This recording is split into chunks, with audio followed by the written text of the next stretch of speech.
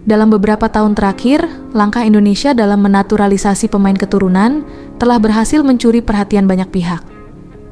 Keberhasilan Indonesia membawa pulang beberapa pemain berbakat yang berkarir di Eropa, seperti Jordi Amat, Shane Patinama, dan Sandy Walsh, menjadi inspirasi besar bagi tetangganya, Malaysia. Langkah ini dilihat sebagai strategi brilian untuk memperkuat tim nasional, terutama menghadapi kompetisi tingkat Asia dan dunia. Federasi Sepak Bola Malaysia, FAM, tak ingin ketinggalan dan mulai mengambil langkah serupa. Langkah Indonesia dalam menaturalisasi pemain keturunan asal Eropa telah menjadi sorotan di seluruh Asia Tenggara. Hal ini tidak hanya memberi Garuda kekuatan tambahan di lapangan, tetapi juga menciptakan momentum baru bagi sepak bola nasional. Keberhasilan Indonesia dalam menarik perhatian pemain yang berkarir di liga-liga besar Eropa adalah bukti bahwa pendekatan ini bisa efektif. Tidak mengherankan jika Malaysia kini mengikuti langkah serupa.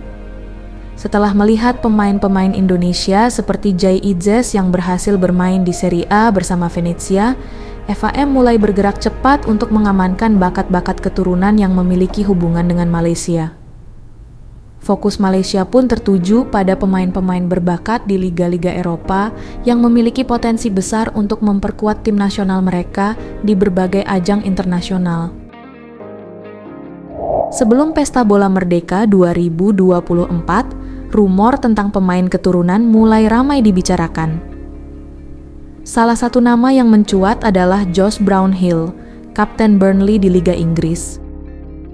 Meskipun belum ada konfirmasi resmi, banyak pihak berharap Brownhill bisa segera bergabung dan memperkuat lini tengah Malaysia. Kehadirannya tentu akan menjadi tambahan besar bagi Harimau Malaya yang sedang membangun ulang kekuatannya. Selain Brownhill, pemain muda Iggy Huben dari PSV Eindhoven juga mulai dikaitkan dengan Malaysia. Sebagai salah satu talenta muda yang bermain di klub besar Belanda, Huben dianggap memiliki potensi luar biasa untuk mengisi posisi di lini serang Malaysia. Tak ketinggalan, nama Mats Dejel, seorang bek tangguh dari Go Ahead Eagles, turut dikaitkan dengan proyek naturalisasi Malaysia. Dengan rumor ini semakin kencang usai kemenangan di Pesta Bola Merdeka, harapan untuk memperkuat tim nasional pun semakin besar.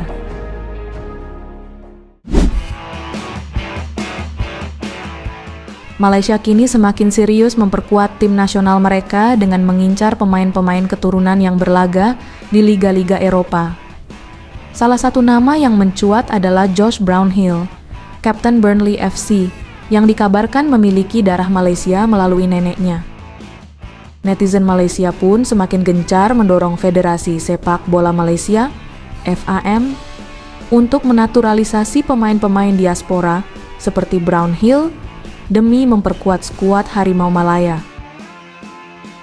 Sejak kemenangan Malaysia di turnamen Pesta Bola Merdeka 2024, isu naturalisasi pemain ini semakin diperbincangkan.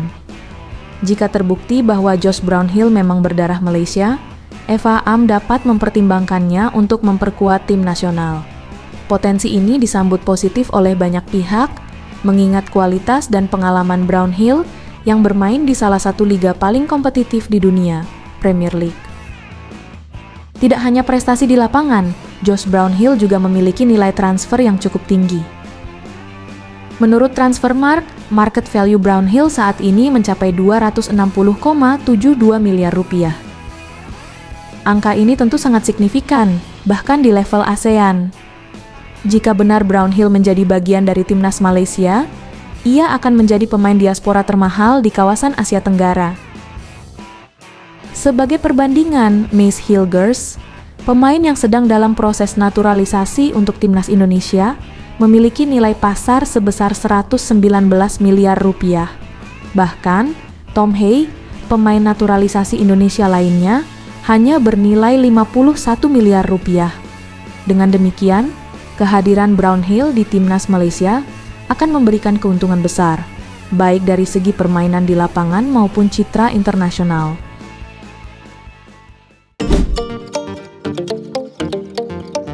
Langkah naturalisasi bukan hal baru bagi Malaysia. Sebelumnya, Malaysia sudah memiliki beberapa pemain naturalisasi yang cukup sukses memperkuat tim nasional, seperti Dion Kuls dan Mohamadu Sumareh.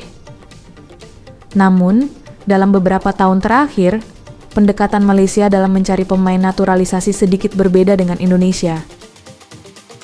Jika Indonesia lebih fokus mencari pemain keturunan yang memiliki darah Nusantara dan bermain di liga-liga besar Eropa, Malaysia justru lebih terbuka kepada pemain-pemain asing yang bersinar di liga lokal.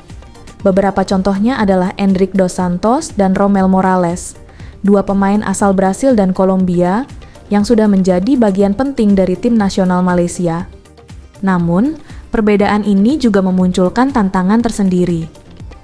Mantan pelatih tim nasional Malaysia, Ong Kim Swee, pernah mengomentari perbedaan kualitas pemain naturalisasi antara Indonesia dan Malaysia. Menurutnya, pemain keturunan Indonesia yang bermain di Eropa memiliki keunggulan kompetitif karena terbiasa berkompetisi di liga yang lebih kompetitif. Sebaliknya, banyak pemain naturalisasi Malaysia hanya berkarir di liga domestik atau liga-liga Asia Tenggara yang tidak setara dengan kompetisi di Eropa. Pemain keturunan Indonesia, meskipun mereka bermain di Divisi 2 Eropa, itu tetap liga yang cukup kompetitif. Sementara di Malaysia, pemain kita kebanyakan hanya bermain di liga lokal. Apakah itu membantu? Ujar Ong Kim Swee. Meski begitu, langkah naturalisasi ini tetap membawa harapan besar bagi masa depan sepak bola Malaysia. Dengan tambahan pemain-pemain berkualitas dari luar negeri, Harimau Malaya diharapkan bisa lebih kompetitif di ajang internasional seperti Piala AFF, Piala Asia, dan bahkan kualifikasi Piala Dunia 2026.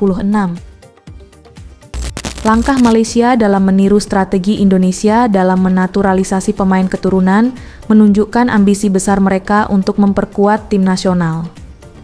Namun, meskipun tampak mirip di permukaan, ada perbedaan mendasar dalam pendekatan kedua negara ini.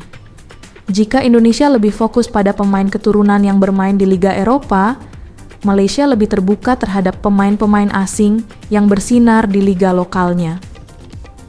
Apakah pendekatan ini akan membawa Malaysia ke puncak kejayaan sepak bola Asia Tenggara? Atau justru akan memicu persaingan internal yang sulit diatur? Satu hal yang pasti, dengan tambahan pemain-pemain baru, persaingan di dalam tim nasional akan semakin ketat dan itu bisa menjadi katalisator bagi performa Harimau Malaya di kancah internasional. Terima kasih sudah menonton Kabar Sports. Jangan lupa like, komen, dan subscribe. Sampai jumpa di video berikutnya dengan informasi terbaru seputar dunia olahraga.